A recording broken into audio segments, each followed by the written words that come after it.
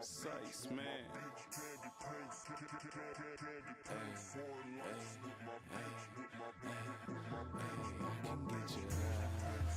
What's goody? What's goody? Welcome back to What the Fudge. Hey man, what the fudge? What the fudge? What the fudge? What the Fudge Podcast, episode number 7. I want to thank everybody for coming back once again. Thank you guys for listening. Yes, Following us on Instagram at WhatTheFudgePodcast. I got my co-host here, Jones. How was your week, homie? Oh man, it was amazing, bro. What happened? You always know I'm gonna ask what happened after you say it's amazing. Man, I was enlightened. I was enlightened with About what? more sleep.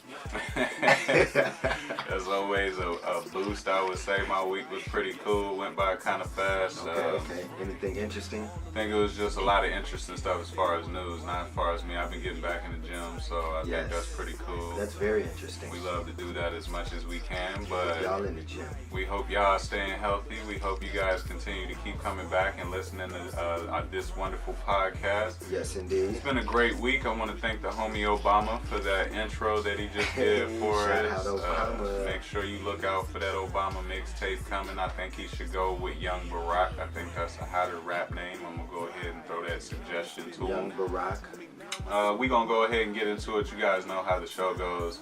Let's go ahead and hop into the first segment, which is the news. Yes, sir. And in the news, I think the only thing that's really been kind of big, I don't really like to, like I say, promote a lot of negative stuff, so we only kind of really focus on the positive type of things.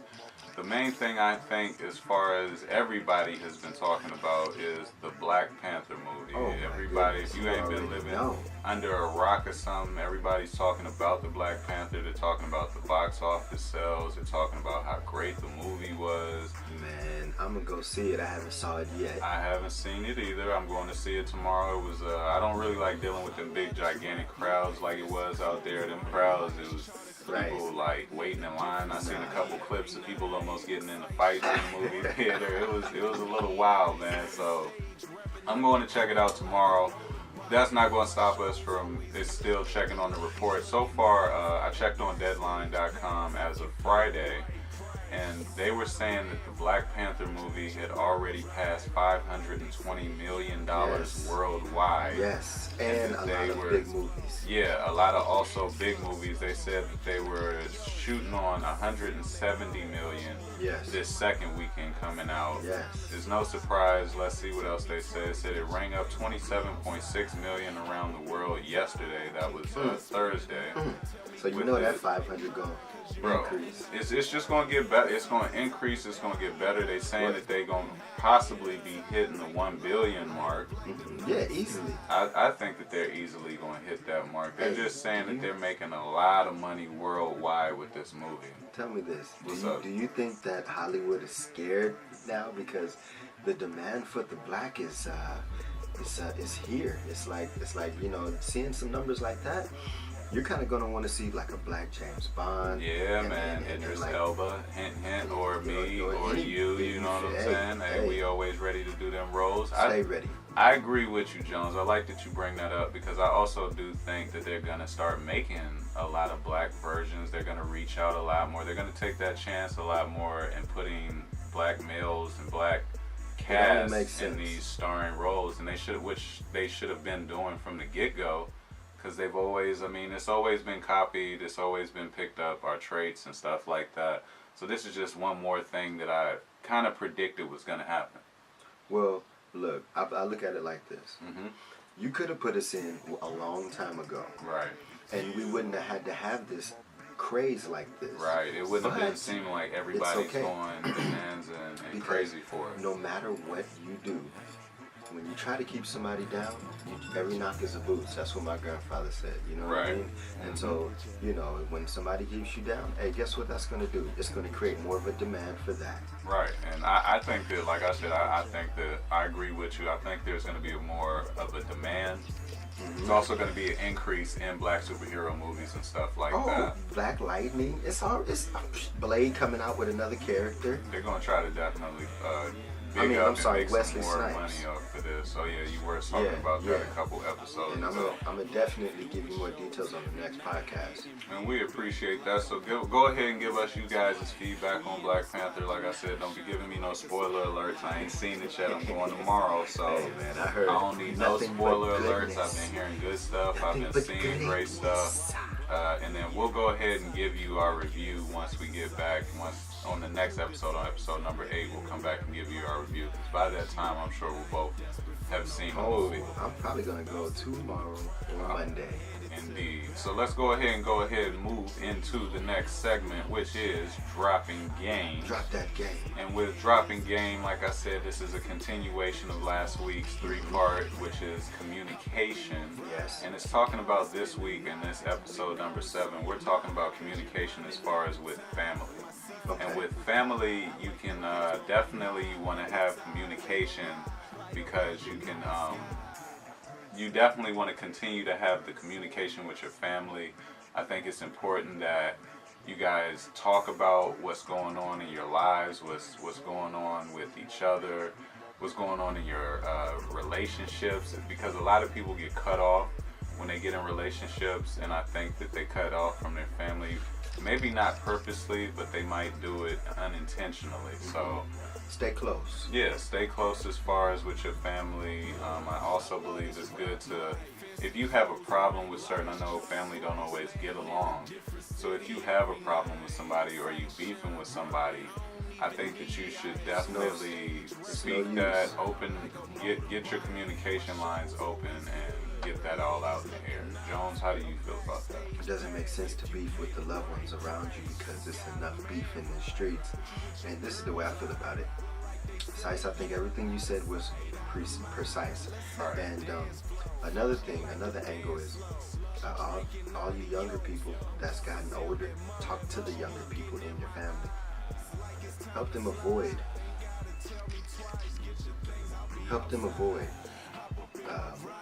making mistakes. You know what I mean? Help them avoid things that you had a mistake with or made a mistake with or by or whatever happened to you in a negative way, or you made a mistake, you went down the wrong road.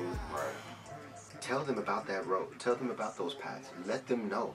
Hey, look, I went through this. Even though you may not never go through it, I'm going to still tell you about it.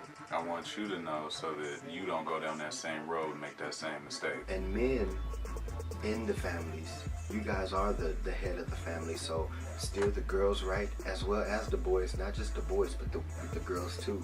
I agree, homie. And with that, we're going to go ahead, like I said, next week we're going to be talking about as far as, so we did relationships, we did family. And the final part next week on episode 8 is going to be with friends. So you want to make sure that you have good communication as well with your friends, because you know you're going to be seeing them. You talk to them just as much as you probably do your family, or you probably have better relationships with them than you do in your family. And there's always levels of communication when it comes to that too.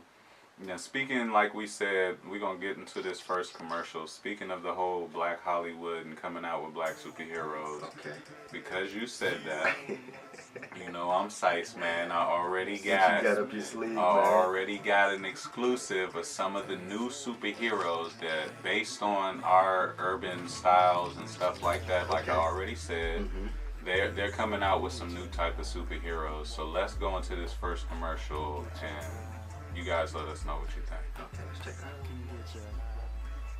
And we're back. We're back.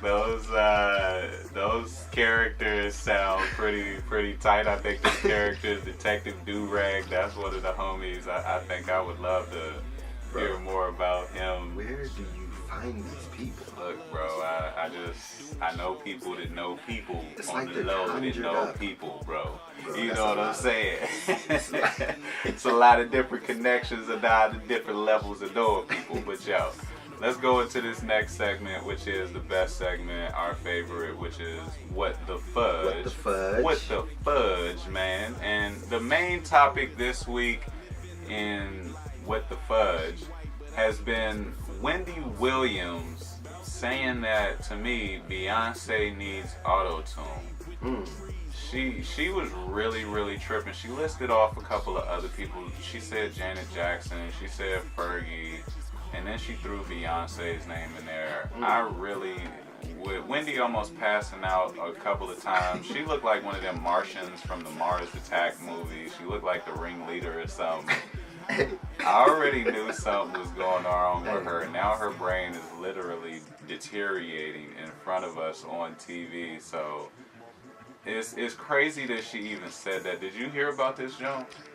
Yeah, I heard something about it, man, and I'm gonna tell you right now, she has no right to say anything about anybody, even though I know that's your job. That's how you make your money. Right.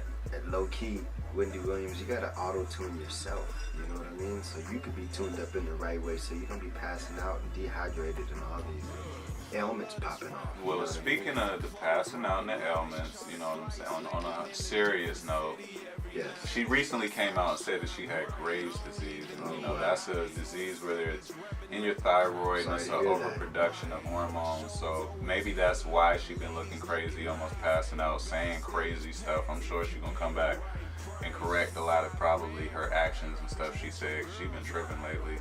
She said she was going to take a few weeks off. Hopefully we're going to pray for her. Hope she get better.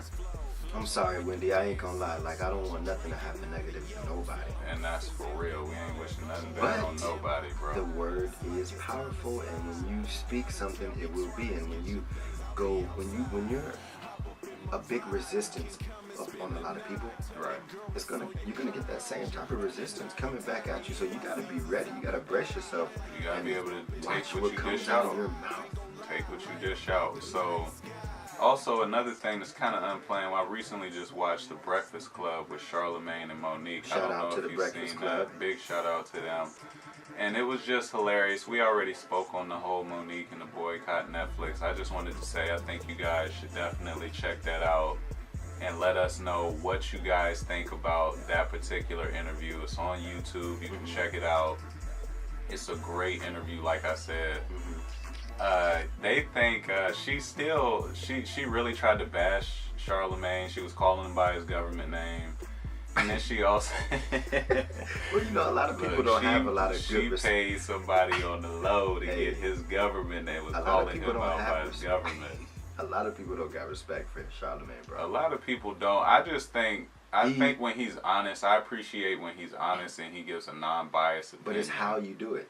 It's the form and the way that he does it, I think, is what rubs people the wrong way. She tried to say he was racist towards black women. I didn't completely agree with that at all. I went ahead and left my comment on Charlamagne the God's page. So we're going to go ahead and go into the next segment.